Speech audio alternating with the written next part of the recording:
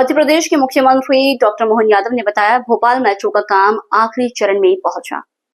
खासकर सुभाष नगर से एम्स तक की प्रायोरिटी कॉरिडोर, जिसकी अनुमानित लागत 2,225 करोड़ रुपए है, अक्टूबर 2025 तक इसका लोकार्पण होने की संभावना है। भोपाल मेट्रो की पूरी परियोजना 6,941 करोड़ 40 लाख की लागत से बनाई जा रही है। 2030 तक भोपाल मेट्रो के दोनों कॉरिडोर ऑरेंज और ब्लू लाइन का काम 2030 तक पूर्ण होगा। इस दिशा में हमने एक रोड मैप भी तैयार किया है।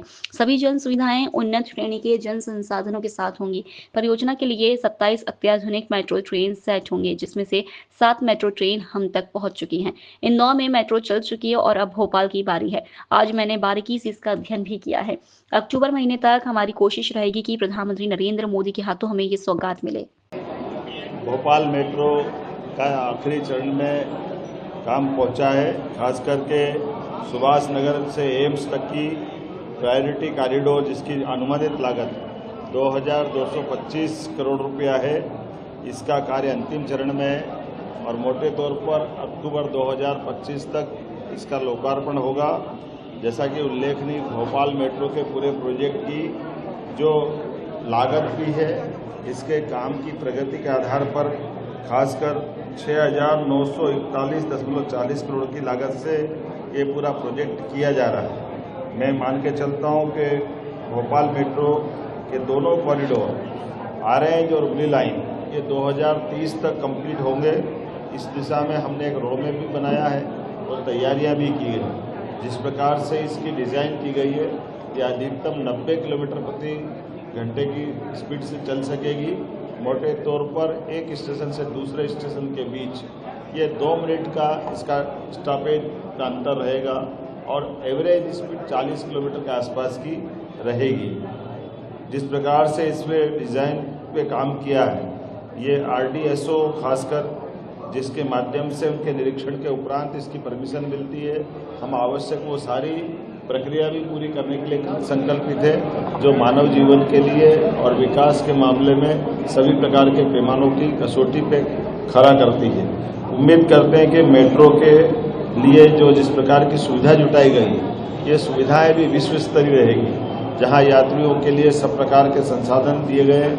एक तरफ हमारे यहाँ एस्केलेटर से लेकर के जो हमारे दिव्यांग भाई बहन हैं, उनको उनके आने जाने के मार्ग, अलग अलग प्रकार की लिफ्ट, जिस प्रकार से जो जन सुविधा हो सकती है वो सारी जन सुविधाएं उन्नत श्रेणी के सभी प्रकार के संसाधन के साथ यहाँ पर कई प्रकार की सुविधाएं व्यापार की दृष्टि से भी और आवागमन की दृष्टि से भी संयुक्त रूप से प्लान बनाया गया है और उसका लाभ हमको मिलेगा।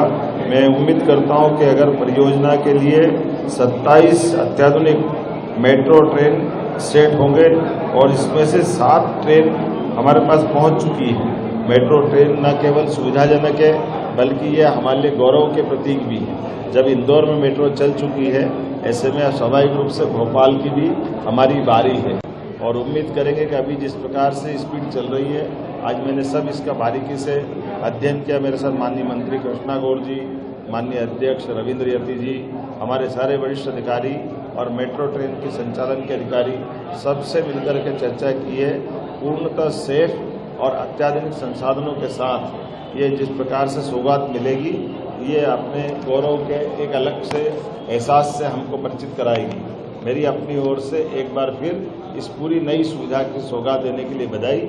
आज केवल ट्रायल हमने किया है और कई सारे निर्माण के कामों में जो बचे हुए काम उसको पूर्ण करने के निर्देश दिए हैं। उम्मीद करेंगे प्रधानमंत्री के माध्यम से, जैसे इंदौर में उनने यशस्वी प्रधानमंत्री श्रीमान नरेंद्र मोदी जी ने ट्रेन की शुभारंभ की सौगात दी है, अक्टूबर माह तक हम कोशिश करेंगे माननीय प्रधानमंत्री नरेंद्र मोदी जी एक बार फिर ये नई सौगात हमको दे।